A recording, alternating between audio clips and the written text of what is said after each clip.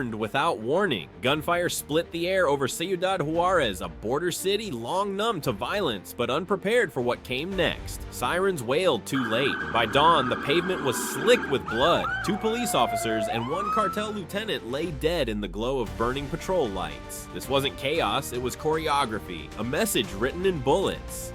For the families left behind, that distinction means nothing. In the barrios where the shootings began, mothers hang black ribbons on doors, praying the next knock isn't another execution. Fear has become law, silence its constitution. And as dawn rises again over Juarez's bullet-scarred skyline, a question hangs in the smoke. If the cartels have become armies, how long before this war crosses the river and reaches American soil? From the ruins of La Linea's crumbling dominion, a new order emerged, ruthless, efficient, and terrifyingly organized. La Empresa, Spanish for the company, no longer operated like a cartel. It functioned like a state. Its members wore no uniforms, yet its discipline rivaled the military. It taxed, governed, and executed with bureaucratic precision. It had lieutenants instead of capos, logistics officers instead of smugglers, and media units instead of street enforcers. According to Reuters, the organization's inner workings read more like a corporate manual than a criminal ledger. Command was divided into clear sectors: operations, finance, propaganda, and enforcement. Orders were transmitted through encrypted channels hosted on offshore servers in Singapore and Estonia. Every shipment, every killing, every transaction was logged, time-stamped, and archived, proof of a system that had industrialized terror. A classified intelligence brief shared with The Guardian and later confirmed by DW News revealed that La Empresa maintained a hybrid command structure, equal parts cartel militia and corporation. Its recruits weren't drawn from the streets, but from ex-police units, retired special forces, and former intelligence operatives from across Latin America. They move like soldiers, one Mexican general told reporters, but they think like accountants. In Juarez, the cartel replaced chaos with governance. Local shop owners described receiving invoices officially stamped and signed for security contributions. Those who paid were left in peace. Those who didn't vanished. Curfews were enforced. Kidnappings became scheduled transactions. BBC News documented stash houses where dozens of migrants, women, children, families were held as living currency, traded or sold depending on their value. The company runs everything one survivor said. The police don't come here anymore. Jane's Defense Weekly reported that La Empresa's weapon pipeline traced back to Central America's black markets relics of Cold War stockpiles repurposed for new wars. M16s, grenade launchers, and thermal scopes flowed north through Guatemala and Honduras before resurfacing in Chihuahua. Add in armored trucks, encrypted radios, and drones for reconnaissance, and what emerged was not a gang, but an army without a flag. Strategically, the rise of La Empresa represents a new phase in the hemisphere's security crisis. Defense News described it as post-state warfare conflicts no longer fought over ideology, but over infrastructure and commerce. The U.S. Drug Enforcement Administration confirmed that the group controls 70% of cross-border migrant smuggling in western Texas, effectively taxing human desperation as an industry. For Mexico, this evolution is existential. The state cannot declare war against what it refuses to define as an enemy. La Empresa operates in the gray, too organized to be crime, too embedded to be insurgency. In many regions, its influence outpaces government presence. It provides justice faster than courts and security more effectively than police. In cities like Juarez Reynosa and Matamoros, it is the government. Globally, the pattern repeats itself. In eastern Ukraine, criminal brigades evolved into paramilitary units. In Lebanon, Hezbollah wields both ballot boxes and rocket launchers. In Venezuela, state officials double as cartel administrators. As DW analysts noted, the 21st century's new powers are not nations but networks. Authorities identified the fallen as Miguel Eduardo Gallego Salas and Rigoberto Pulido Escobedo, officers caught between duty and survival. Beside them lay Ulysses Delta 1 Trujillo, a commander for La Linea. Witnesses told Reuters the attackers drove without headlights, firing in bursts so tight it sounded mechanical. Whoever planned it had training. Whoever ordered it had ambition. And behind every statistic lies a human toll. Al Jazeera reported that families of missing migrants now crowd morgues searching through files of unclaimed remains. Entire neighborhoods live in silence, their streets patrolled not by police but by cartel convoys. What makes La Empresa so dangerous isn't its brutality, it's its logic. It doesn't fight chaos, it organizes it. It governs by fear, but rules through efficiency. One intelligence officer put it best in a Reuters interview: they've stopped being criminals. They've become administrators of the void. For Washington, that void has become a national security nightmare, because when a cartel starts functioning like a government and a government starts acting like a bystander, the question isn't who controls Mexico anymore. It's whether anyone does. Dawn broke over Juarez like a warning flare. The city was still scarred from the assassinations when Mexico's government launched its most ambitious counteroffensive in years, Operación Guerrero Negro, or Operation Black Warrior. For the first time, armored vehicles rolled through neighborhoods usually left to fend for themselves. Helicopters hovered low over abandoned factories turned cartel safe houses. This wasn't policing anymore, it was war. According to Reuters, the operation began at 4:00 a.m. with simultaneous raids across 24 targets. Hundreds of federal officers backed by Mexico's National Guard swept through the city's industrial corridor. The initial results looked promising: 40 firearms, thousands of rounds, and several prisoners taken alive. But the deeper agents went, the clearer the truth became. La Empresa wasn't being dismantled, it was adapting. One raid revealed 3 migrants chained inside a basement held for ransom. Their captors weren't desperate thugs, they were young, uniformed, and eerily composed. The Guardian described them as paramilitary soldiers in civilian disguise. Tactical vests, night vision scopes, encrypted radios, equipment normally reserved for military use. When questioned, the detainees said nothing. Silence was discipline. By evening, state television aired triumphant footage. Handcuffed suspects paraded before cameras seized weapons lined up like trophies. But hours later, Juarez erupted again. Gunmen torched 2 police vehicles, ambushed a patrol, and released a video warning: "For every one you take, we take 5. The victory dissolved into smoke. DW News reported that intercepted communications pointed to coordination across multiple states, confirming what U.S. intelligence already suspected: La Empresa's leadership operated as a distributed network. Former police officers, ex-soldiers, and defectors from rival cartels had converged into a force too agile for Mexico's fragmented institutions to contain. That ambition belonged to La Empresa, a new faction born from La Linea's ashes. What began as a splinter gang had mutated into something darker, a hybrid paramilitary cartel operating with the precision of an army and the ruthlessness of a corporation. Extortion, smuggling, human trafficking, it managed all like divisions on a balance sheet. Jane's Defense Weekly compared its tactics to urban guerrilla warfare refined through corporate discipline. Behind closed doors in Washington, the situation was seen differently. Defense News revealed that President Donald Trump had authorized expanded intelligence sharing between U.S. and Mexican agencies under the Border Stability Accord, a classified component of his 2025 national security doctrine. Drones equipped with thermal sensors began operating along the Rio Grande tracking convoy suspected of smuggling weapons and migrants. "We're treating this as a foreign terrorist proxy," a DHS official told BBC News. But even as cooperation deepened, the human toll climbed. Al Jazeera English reported a surge of Mexican police families fleeing to El Paso and Arizona seeking asylum after being targeted for retaliation. One Juarez officer told reporters that his partner's last radio transmission still echoed in his mind: "They're not running anymore, they're hunting." For Mexico, Black Warrior became both a symbol and a scar. It showcased the state's will, but also its fragility. Every house raided revealed new layers of organization, new recruits, new technology. The Hydra grew a new head each time one was cut. President Trump, in a televised address, called the attack a declaration of war on civilization itself. His tone was uncompromising: "The United States will not stand idle while terrorists in cartel uniforms slaughter innocents at our doorstep." Behind his words, preparations accelerated. The Pentagon repositioned surveillance assets in the Gulf of Mexico. The CIA was quietly granted authority for expanded reconnaissance flights over northern Mexico. Jane's Defense Weekly later reported that the tactics used in Black Warrior urban mapping, psychological operations, and drone-assisted targeting mirrored counterinsurgency methods employed in Mosul and Donetsk. Mexico had become a testing ground for the new face of warfare, part military, part policing, part information control. And yet, despite the firepower, the results remained elusive. Cartel banners appeared overnight across Juarez, mocking the government. Murders continued. The cycle of violence spun faster. This isn't a battle for land, one Mexican journalist told DW. It's a battle for legitimacy, and the state is losing both. As the sun set over the Rio Grande that evening, one fact was impossible to ignore: the line between cartel and combatant had disappeared. And for both Mexico and the United States, the war they once denied had already begun. The fires of Juarez had barely cooled before the violence spread like contagion. Within days, Tamaulipas, Sinaloa, and Chiapas erupted into synchronized chaos. La Empresa's message was clear: strike us once and we strike everywhere. Mexico's illusion of control fractured overnight.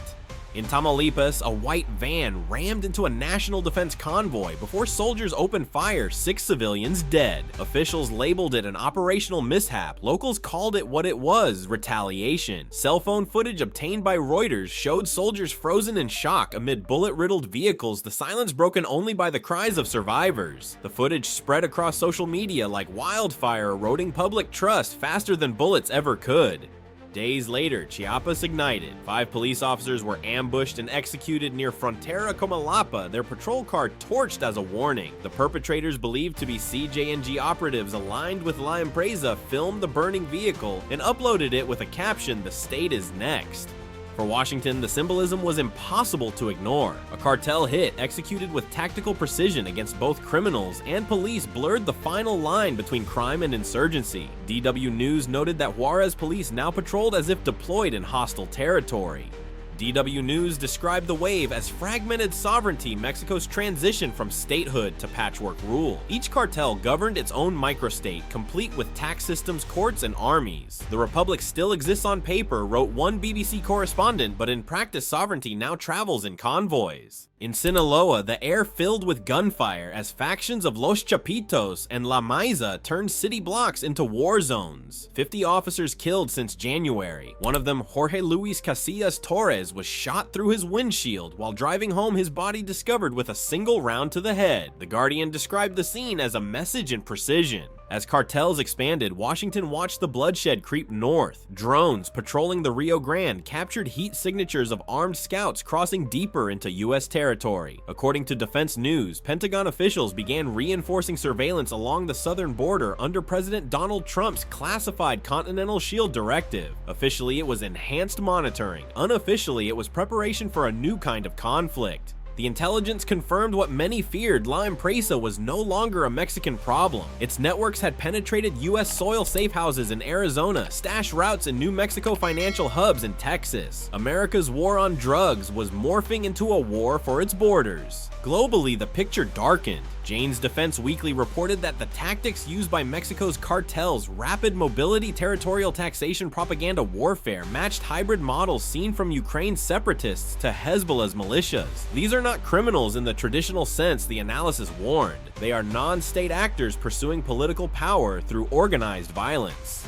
Meanwhile, Al Jazeera English revealed chilling statistics: 27 mass graves uncovered in the northern desert since 2024, most filled with migrants who crossed the wrong route or couldn't pay the right bribe. Families from Honduras to Guatemala received ransom calls demanding $3,000 or a final phone call with silence. In Washington, internal briefings labeled the situation the Hydra effect. For every cell destroyed, 2 more emerged. Military strategists compared the pattern to insurgencies in Iraq and Afghanistan territory reclaimed by day, lost again by night. Mexico's battlefields had become a testing ground for decentralized warfare where loyalty could be bought faster than justice could be restored. President Trump's advisors urged escalation. The president's response was blunt: if they act like armies, they'll be treated like armies. Behind closed doors, discussions turned to direct U.S. intervention. Drone surveillance over northern Mexico increased. Naval intelligence ships repositioned in the Caribbean. The CIA expanded operations under the Crosswinds program, tracking La Empresa's financial flows through cryptocurrency exchanges and offshore accounts. DW captured the new mood in one sentence: the border is no longer a line. It is a battlefield, one that moves with every gunshot, every shipment, every body buried in the sand. Amid the smoke and fear, one truth was undeniable: Mexico was no longer fighting crime, it was fighting for existence. And as the Hydra spread its heads across the continent, America's choice grew narrower: by the day, intervene now, or watch the fire cross the river. The moment came without warning, but carried the weight of history. Standing behind the White House podium, President Donald Trump looked directly into the cameras and spoke words no American leader had uttered before: the cartels are enemy combatants, and America is at war. Globally, the pattern was hauntingly familiar. In Ukraine, mercenary formations blend military command with criminal enterprise. In Lebanon, Hezbollah taxes trade like a government. In the Pacific, Chinese triads merge with cyber syndicates. The war in Mexico is no longer about contraband, it is about sovereignty itself.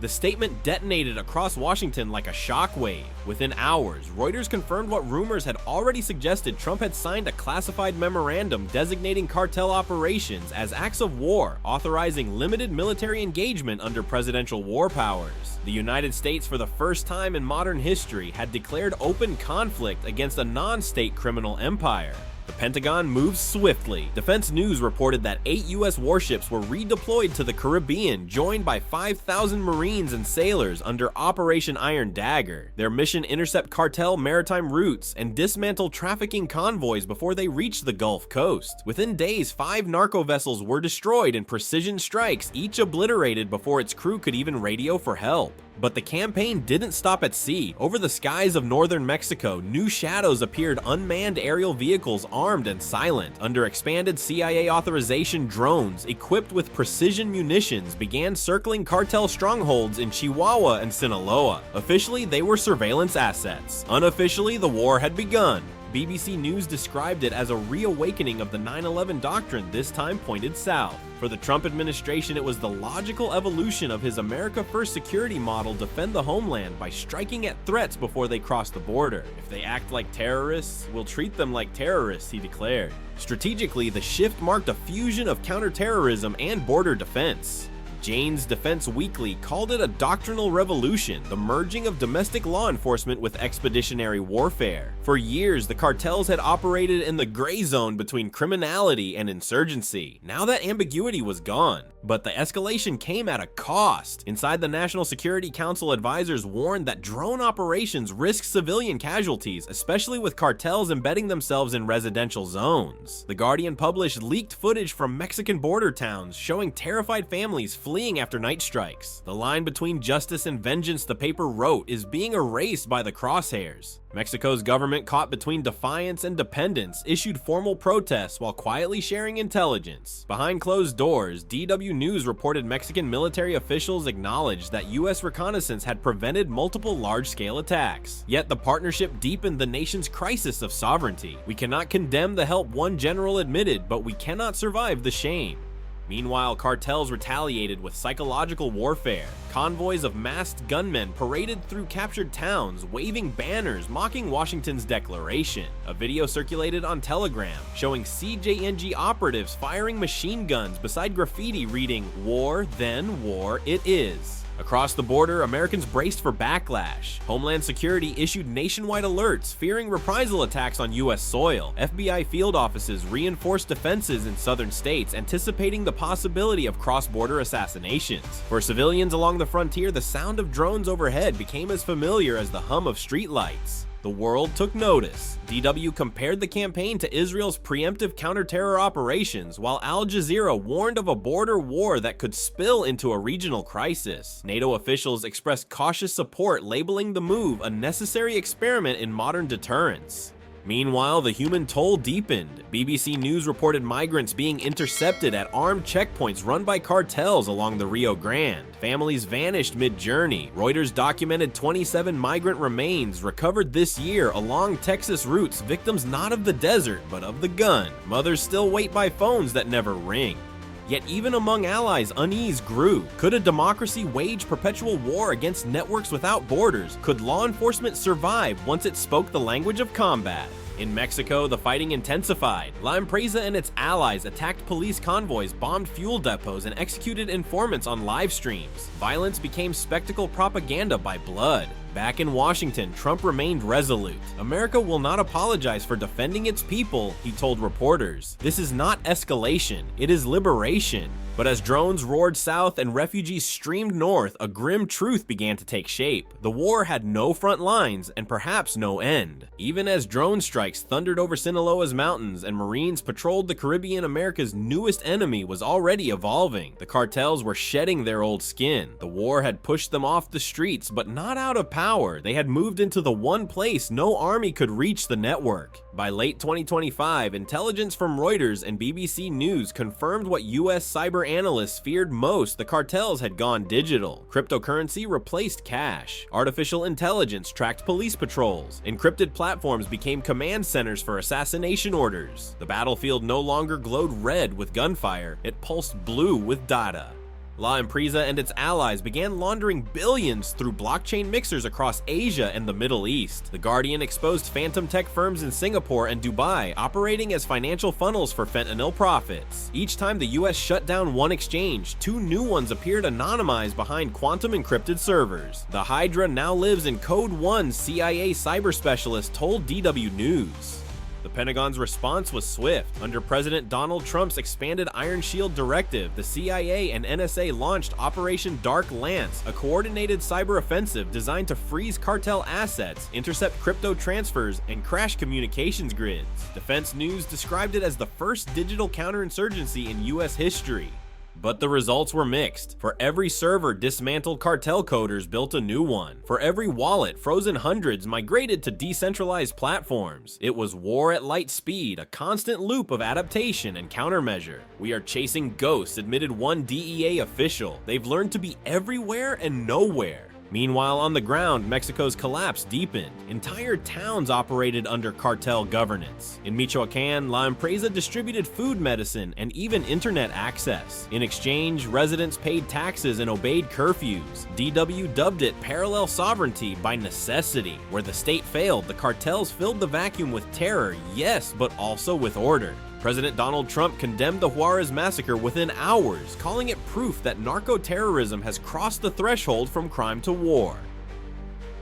His statement hinted at something larger. If cartels now operate with military discipline, America must respond in kind. The White House began reviewing protocols to classify cross-border cartel violence as a national security threat. Globally, the phenomenon mirrored a darker pattern. Iran funds militias through crypto networks. Chinese triads run cyber laundering hubs under state protection. And in Africa, warlords trade virtual currencies for weapons. As Jane's Defense Weekly observed, power no longer needs territory, it only needs bandwidth. Inside Washington, the implications were staggering. The Trump administration expanded the Continental Shield initiative to include digital surveillance partnerships with NATO allies. AI-driven systems now scanned global financial transactions in real time, searching for signs of cartel activity. Critics warned of overreach. The Guardian called it algorithmic policing without consent. Yet public opinion favored action. After years of overdose deaths and cross-border terror, Americans demanded security at any cost.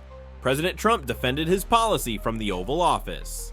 "We have built the strongest shield in history, physical, financial, and digital. The enemies of civilization will find no refuge, not even in cyberspace." His approval rating soared, but so did unease. Could the same surveillance tools protecting the nation eventually police its own people? Experts warned that the line between national defense and permanent observation was fading fast. America may win the war DW wrote, but lose its reflection. Across the border, the cartels adapted once again, using AI-generated disinformation to flood social media with fake videos of civilian casualties, hoping to fracture US-Mexican cooperation. The new war wasn't fought with bullets, but with perception. Every algorithm became a weapon, every click a battlefield. As 2025 drew to a close, a haunting equilibrium settled over the continent. Mexico bled but refused to break. The United States secured its border but found itself encased in vigilance. The cartels survived not as gangs or militias, but as digital phantoms ruling by fear code and profit. And so the question lingers: when enemies vanish into the cloud, how does a democracy fight back without losing its own humanity? Because victory in this war will not be measured in arrests or airstrikes, but in whether freedom itself survives the price of its protection. Across Juarez, whispers spread that La Empresa wasn't just taking territory, it was rewriting the rules. Drones, encrypted radios, ex-soldiers training recruits. They moved like soldiers, not smugglers. In bars and police stations, one question kept resurfacing: who funds them and how far will they go?